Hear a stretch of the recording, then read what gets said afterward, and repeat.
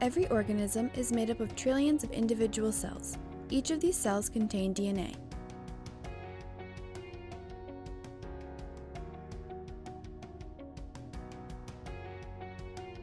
DNA is the coding that makes each organism unique.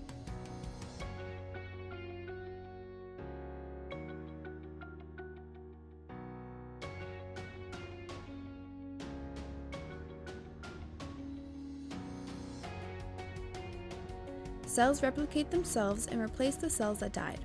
But what happens if there's a mistake in the replication?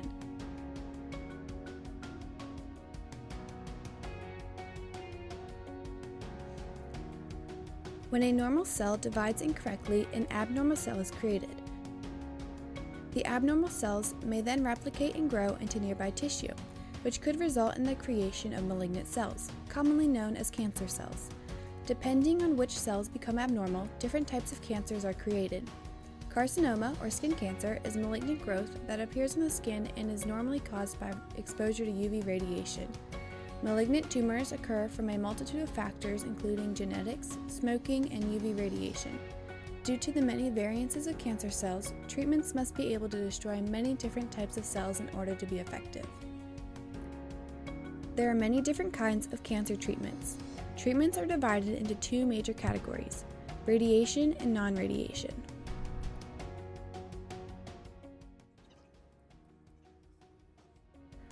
Non-radiation treatments include surgery and transplants. While non-radiation treatments can be completed in a shorter time period, they are more invasive and cause more side effects. Surgeries and transplants also require a period of time that one must take to heal from the procedure, known as the post-operative period. Surgeries or transplants leave a higher possibility of cancer cells being left in the body and that there will be a recurrence.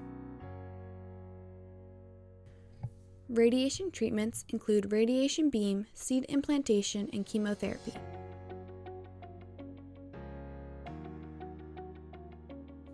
Seed implantation is a process where small beads of radiation are inserted around the tumor. While this procedure can be done in a day, there are greater side effects. The area where the seeds are implanted will become inflamed and the area around the seeds also get treated. Furthermore, with seed radiation, the patient cannot be around small children because they are emitting a small amount of radiation that could harm the children. Chemotherapy is a type of cancer treatment where an IV is injected into the arm and the drug enters and spreads throughout the body. The drug is used to slow or stop the growth of cancer cells.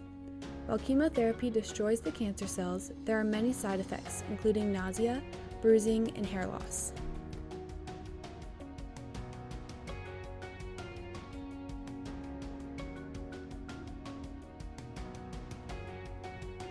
Radiation beam therapy is divided into two main options: X-ray radiation and proton beam radiation.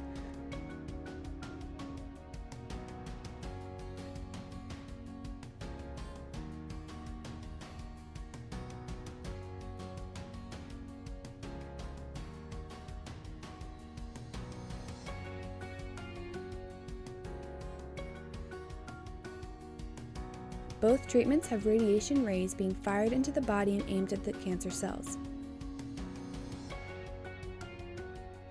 X-ray radiation involves a larger ray that goes through the entire body and affects all the cells around the tumor. While X-ray radiation destroys the cancer cells, it also destroys the surrounding tissue and can lead to cancer in the surrounding areas. The X-ray beam radiates all surrounding tissues around the tumor and can actually cause healthy cells to divide abnormally and create new cancer cells. Proton beam radiation involves a ray of protons that can be controlled to only affect a very small area. There is a 5 mm radius of protons entering tissue outside of the ray. This means that less surrounding tissue is being treated with radiation.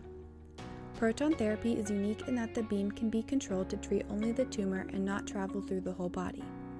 The proton beam can be positioned to enter the body from different angles and attack the tumor from different points. For example, there is a cancer called nasopharyngeal carcinoma, which is cancer found in the nasopharynx region. The proton beam can be positioned so it enters at different angles and avoid areas like the eyes. Also, proton beams can be controlled and curved. When there is a tumor on the spinal cord, proton therapy is able to curve around the spinal cord and not give radiation to the spinal cord itself. This decreases the side effects and also reduces the percentage of reoccurrence drastically to only around 3%.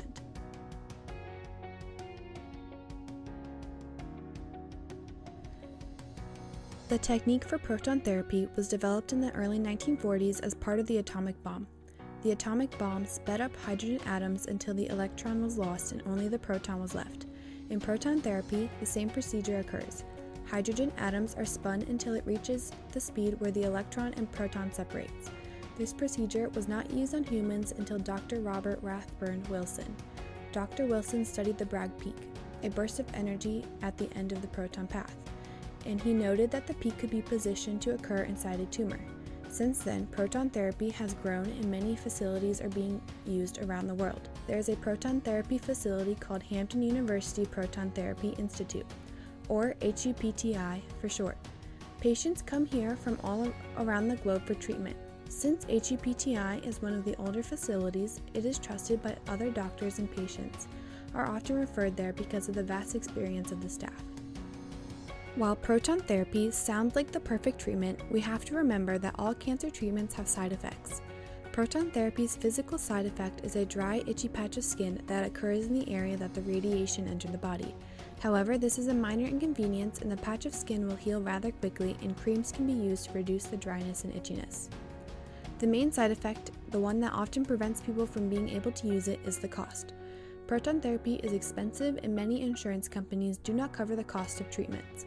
Since proton therapy is expensive and not covered by insurance, many patients are forced to choose other treatments, even though these other treatments have more side effects and a higher percentage of reoccurrence.